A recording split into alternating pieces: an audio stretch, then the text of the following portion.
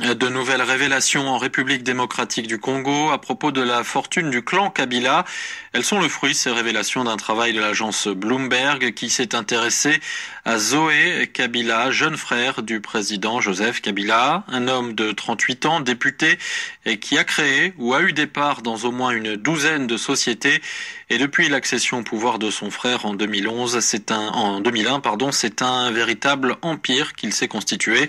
Sonia Rollet s'est plongée dans l'enquête de Bloomberg et dans certains des documents cités.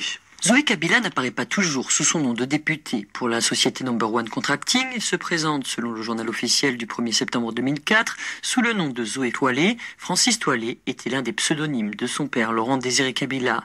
Zoé Kabila possède à l'époque la moitié des parts de cette société de construction. Bloomberg cite notamment un rapport de la Banque mondiale de 2011.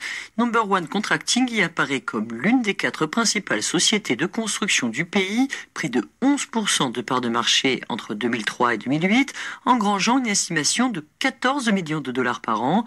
L'une des principales sociétés du député Zoé Kabila, et là il ne s'en cache pas, c'est Cocha Investment, qui a construit notamment l'hôtel de luxe de Mwanda, le Belvior, inauguré l'an dernier par son frère et président Joseph Kabila. Cocha Investment a pris des parts dans plusieurs sociétés au fil des années, comme la compagnie d'aviation Okapi Airlines, la chaîne de fast-food Nando. À travers i6 Congo, une autre entreprise, Cocha a obtenu un contrat de l'État en 2007 pour fabriquer des permis de conduire, mais le plus lucratif reste sans doute les contrats miniers. Bloomberg a documenté des relations d'affaires avec la société canadienne Ivanhoe, qui a raflé de nombreux contrats au Congo, ou encore avec Sicomine, le méga projet minier de 3 milliards de dollars.